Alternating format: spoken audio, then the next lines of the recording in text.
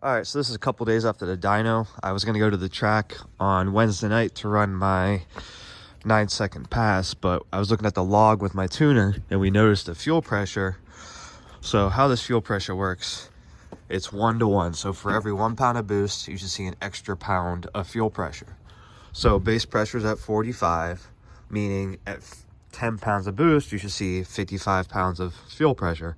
Well, this thing was bumping up to like 70 pounds at low boost and then falling down to like 45 in high boost. So my tuner brought me, these are from the same guy that let me use the trailer, but they brought me some fuel pressure regulators. I hope I have, yeah, right here. A Weldon, this is a really good one. This is the one I really want, especially when I go mechanical fuel. This is the kind I'm gonna need. So he's nice enough to let me try this out. I also brought a fuel lab just in case to see which one will fit. Well, neither of them fit because of the fittings. These are way bigger. This is a -10 to a -8. And none of mine fit this. So over the past, since yesterday, I went to Amazon, got me a fuel sock. I have a block off and a new fitting that goes in between the fuel rail and the fuel pressure regulator. And then I also just went to Summit after work and got another Walbro 450 fuel pump just in case. So new sock and new fittings. This should go right where the old one is, right there. How much bigger that is. It still has a sensor on it, so that'll tell us if my sensor's bad also. And hopefully we're going to the track tomorrow to run our 9, as long as the rain holds off. All right, so this is what I'm talking about my fuel pressure dropping off. If you see here, that's our fuel pressure compared to boost right here. So right here at 20 pounds of boost, we're at 73, which is all right. But then look, when I get up into like 32 pounds of boost, our fuel pressure drops all the way down to 49 in that high boost area. So that's the problem we're seeing, which causes obviously the fuel to do some crazy things in that area. And if you look at the actual fuel map, it'll look like a 4-year-old did it.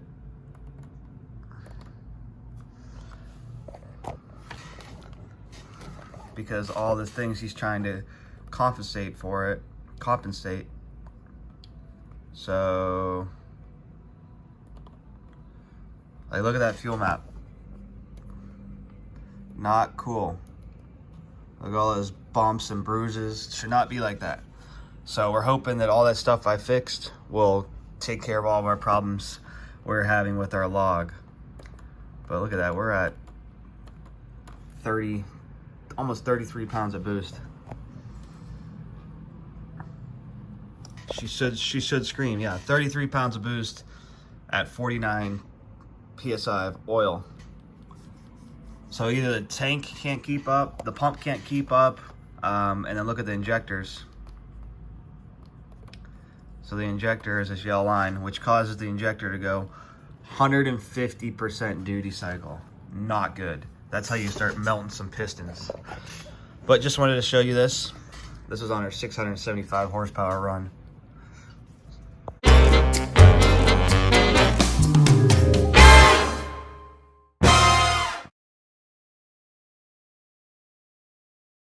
All right, so how this worked, this was a K-tuned fuel pressure regulator.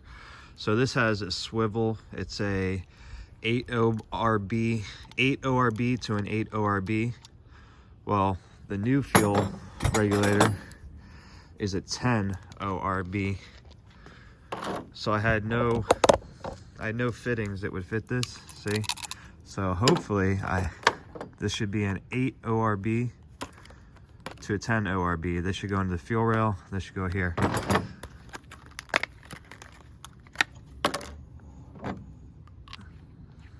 Oh, and it's supposed to swivel, yes, and it turns too, so you could actually get it on. So this goes here, and then the other half, hopefully, it goes on here.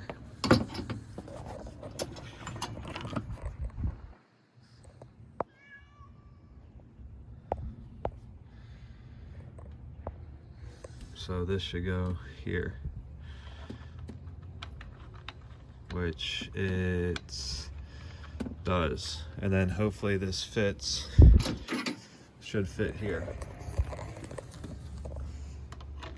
Yep, it does. Sweet. And then my drain should still work, and then I just have to cap the end. The only thing with this style fitting, instead of like this one, this is like a XRP. This is a Aeromotive. I don't have a small enough wrench to get in there and tighten that. I mean, I have it tight, but so then the other half screws on this way. See, it has a little C-clip on it to hold it. All right, let's see if it sprays with fuel everywhere. It might.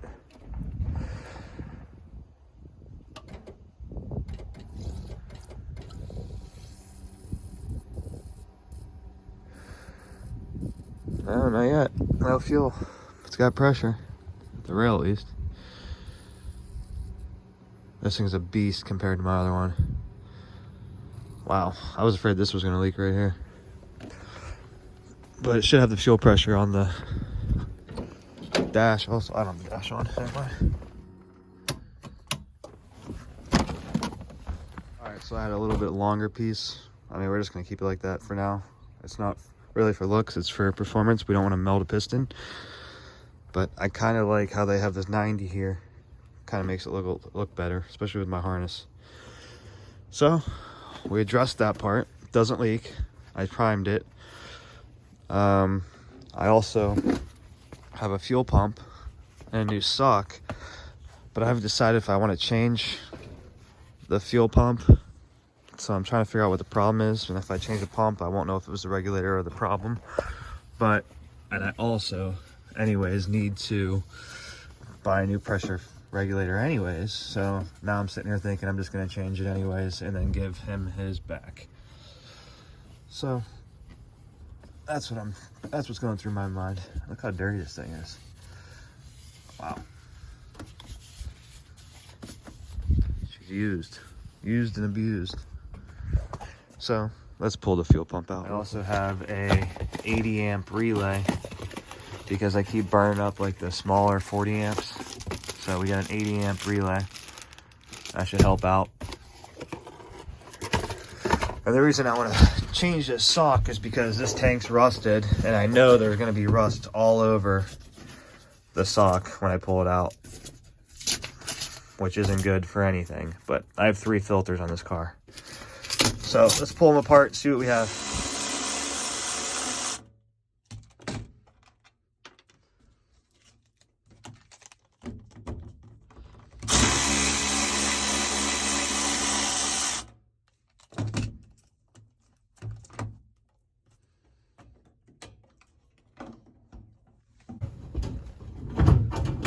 Take a lot of this metal out with this magnet. Oh, it's pretty clean. I was expecting that thing to be clogged. Well, I mean, that's good, I guess.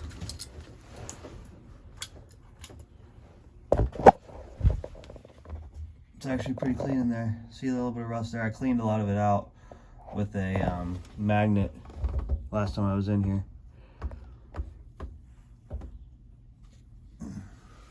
So I also took out the barb fitting, which I already lost. It's not even mine, it's Adro's. There it is. He had the barb fitting for the vacuum. Well, if you remember, I switched everything to push lock. Well, I haven't posted that video, but on this video, if you remember, I've switched all these over to push lock. So this should go right in. Yep, and then we can still use our push lock line. Doesn't really fit, but we'll figure that out. So as I was changing this fuel pump, I got the new sock on it, new pump. I just have to do something with the connector right here.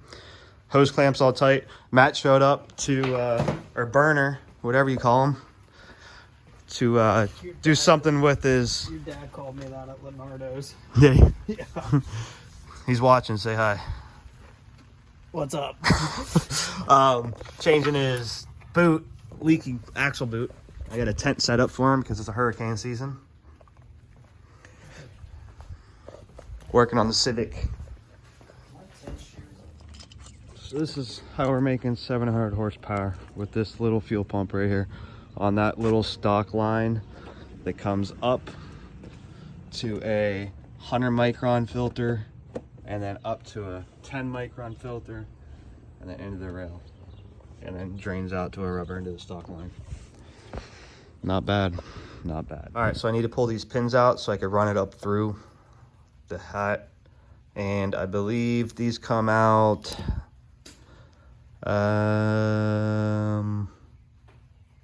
without proper tooling. All right, so I'm putting the fuel pump back in. This new fuel sock fits so much better than the other style I had, so I'm excited about that. And I also epoxied it this time instead of just ghetto rigging it.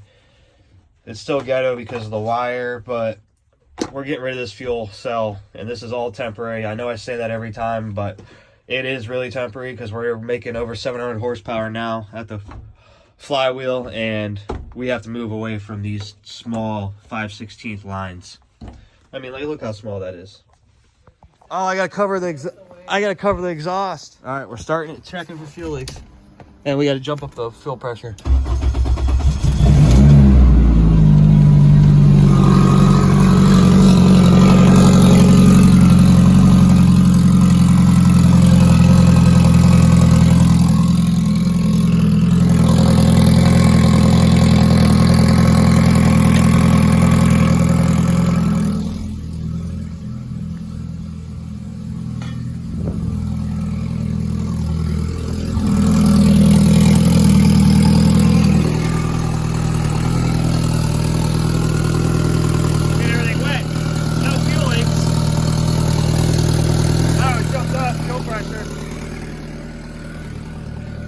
We're at 31 on the inside. Oh, it needs calibrated.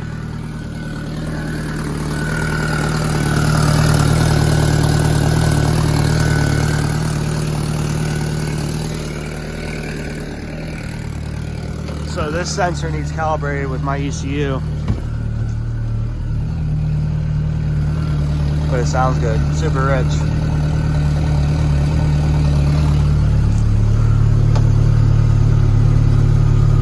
We got a leak.